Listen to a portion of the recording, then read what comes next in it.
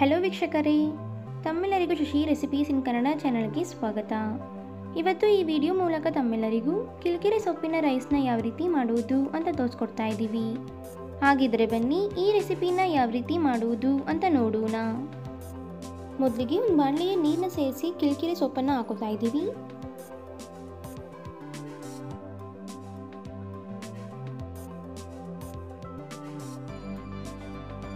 ಈಗ ಇದನ್ನು ಚೆನ್ನಾಗಿ ಮಿಕ್ಸ್ ಮಾಡ್ತಾ ಲೋ ಫ್ಲೇಮಲ್ಲಿ 5 ನಿಮಿಷಗಳ ಕಾಲ ಬೇಯಿಸ್ಕೊಳ್ಳಿ.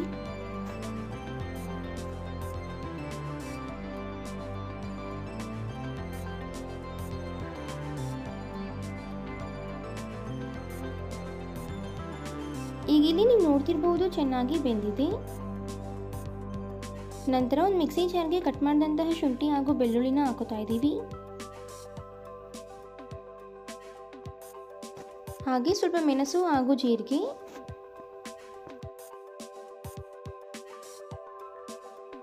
ಜೊತೆಗೆ ಸ್ವಲ್ಪ ಹಸಿಮೆಣಸಿನಕಾಯಿನ ಹಾಕೊಂಡು ತರಿತರಿಯಾಗಿ ರುಬ್ಕೊಳ್ಳೋಣ. ನೋಡಿ, ಈ ರೀತಿ ರುಬ್ಕೋಬೇಕು. ಈಗ ಅದೇ ಮಿಕ್ಸಿ ಜಾರ್ಗೆ ಬೇಯಿಸಿದಂತಹ ಕಿಲ್ಕಿರೆ ಸೊಪ್ಪನ್ನು ಹಾಕೊಂಡು ನುಣ್ಣಗೆ ರುಬ್ಕೊಳ್ಳಿ. ನೋಡಿ, ಈ ಒಂದು ಅದಕ್ಕೆ ರುಬ್ಕೋಬೇಕು. ನಂತರ ಒಂದು ಪ್ಯಾನ್ನ ಬಿಸಿ ಮಾಡಿಕೊಂಡು ಎಣ್ಣೆನ ಹಾಕುತ್ತಾ ಇದ್ದೀವಿ.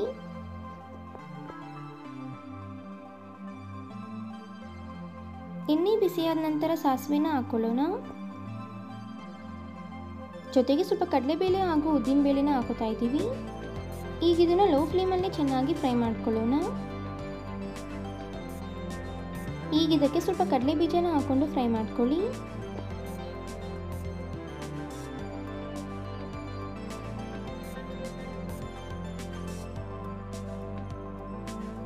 ಚೆನ್ನಾಗಿ ಫ್ರೈ ಮಾಡಿದ ನಂತರ ಕಟ್ ಮಾಡಿದಂತಹ ಈರುಳ್ಳಿನ ಹಾಕುತ್ತಾ ಇದ್ದೀವಿ. ಹಾಗೆ ಸ್ವಲ್ಪ ಹಸಿಮೆಣಸಿನಕಾಯಿ, ಬ್ಯಾಡಗಿ ಮೆಣಸಿನಕಾಯಿ, ಜೊತೆಗೆ ಸ್ವಲ್ಪ ಕರಿಬೇವು ಸೊಪ್ಪನ್ನು ಹಾಕುತ್ತಾ ಇದ್ದೀವಿ. ಈಗ ಇದನ್ನು ಸಹ ಚೆನ್ನಾಗಿ ಫ್ರೈ ಮಾಡ್ಕೊಳ್ಳೋಣ.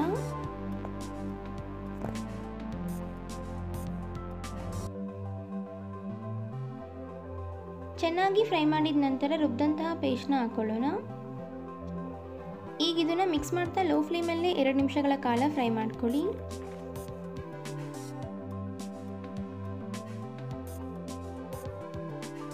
ಈಗ ಇದಕ್ಕೆ ರುಬ್ಬಿದಂತಹ ಕಿಲ್ಕಿರೆ ಸೊಪ್ಪನ್ನು ಹಾಕುತ್ತಾ ಇದ್ದೀವಿ.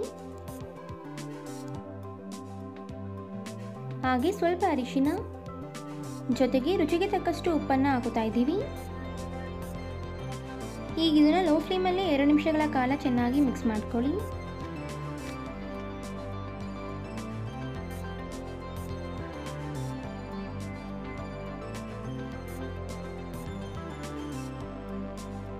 ಈಗ ಇದಕ್ಕೆ 1 ಟೇಬಲ್ ಸ್ಪೂನ್ ಅಷ್ಟು ಹುಣಸೆ ಹಣ್ಣಿನ ಪೇಸ್ಟ್ನ ಹಾಕುತ್ತಾ ಇದ್ದೀವಿ.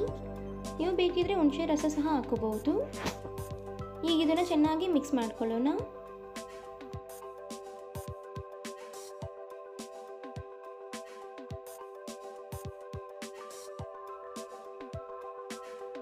ಈಗ ಇದಕ್ಕೆ ಅನ್ನನ ಹಾಕೊಂಡು ಮಿಕ್ಸ್ ಮಾಡ್ಕೊಳ್ಳೋಣ. ಎಕ್ಸ್ಟ್ರಾ ಗೊಜ್ಜನ್ನು ಒಂದು ಬೌಲ್ಗೆ ಸೇರಿಸ್ಕೊತಾ ಇದ್ದೀವಿ.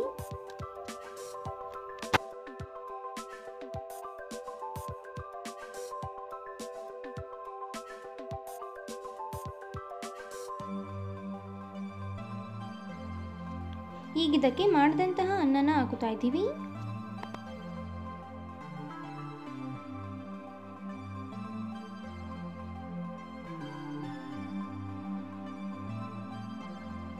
ಈಗೊಮ್ಮೆ ಚೆನ್ನಾಗಿ ಮಿಕ್ಸ್ ಮಾಡ್ಕೊಳ್ಳೋಣ. ಮಸಾಲೆ ಎಲ್ಲ ಅನ್ನಕ್ಕೆ ಬೆರೆಯೋ ಥರ ಮಿಕ್ಸ್ ಮಾಡ್ಕೋಬೇಕು.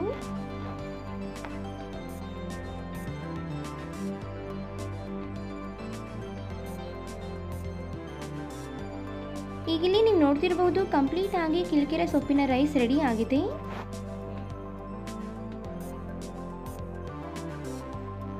ನೀವು ಈ ಗೊಜ್ಜನ್ನು 1 ವಾರ ಫ್ರಿಜ್ಜಲ್ಲಿ ಸ್ಟೋರ್ ಮಾಡಿಟ್ಕೋಬಹುದು. ನೋಡಿದ್ರಲ್ಲ ವೀಕ್ಷಕರೇ, ಕಿಲ್ಕಿರೆ ಸೊಪ್ಪಿನ ರೈಸ್ನ ಯಾವ ರೀತಿ ಮಾಡಬಹುದು ಅಂತ. ಹಾಗಿದ್ರೆ ಇವತ್ತು ನಾವು ಮಾಡಿ ತಿಳಿಸಿಕೊಟ್ಟಂತಹ ಈ ರೆಸಿಪಿ ತಮ್ಮೆಲ್ಲರಿಗೂ ಇಷ್ಟ ಆಗಿದೆ ಅಂತ ಅನ್ಕೊತೀನಿ. ಇಷ್ಟ ಆಗಿದ್ರೆ ಈ ವಿಡಿಯೋಗೊಂದು ಲೈಕ್ ಕೊಡಿ. ಹಾಗೆ ತಮ್ಮ ಅನಿಸಿಕೆ ಅಭಿಪ್ರಾಯಗಳನ್ನ ಕಮೆಂಟ್ ಬಾಕ್ಸಲ್ಲಿ ಕಮೆಂಟ್ ಮಾಡಿ. ಅಷ್ಟೇ ಅಲ್ಲ, ಈ ವಿಡಿಯೋನ ಮತ್ತೊಬ್ಬರಿಗೂ ಹೆಲ್ಪ್ ಆಗೋ ಹಾಗೆ ಶೇರ್ ಮಾಡಿ ಅಂತ ಕೇಳ್ಕೊತಾ ಇದ್ದೀನಿ. ಮತ್ತಷ್ಟು ಹೊಸ ಹೊಸ ರೆಸಿಪಿಗಳಿಗೋಸ್ಕರ ನಮ್ಮ ಚಾನಲ್ನ ಸಬ್ಸ್ಕ್ರೈಬ್ ಮಾಡೋದನ್ನ ಮರಿಬೇಡಿ. Thank you.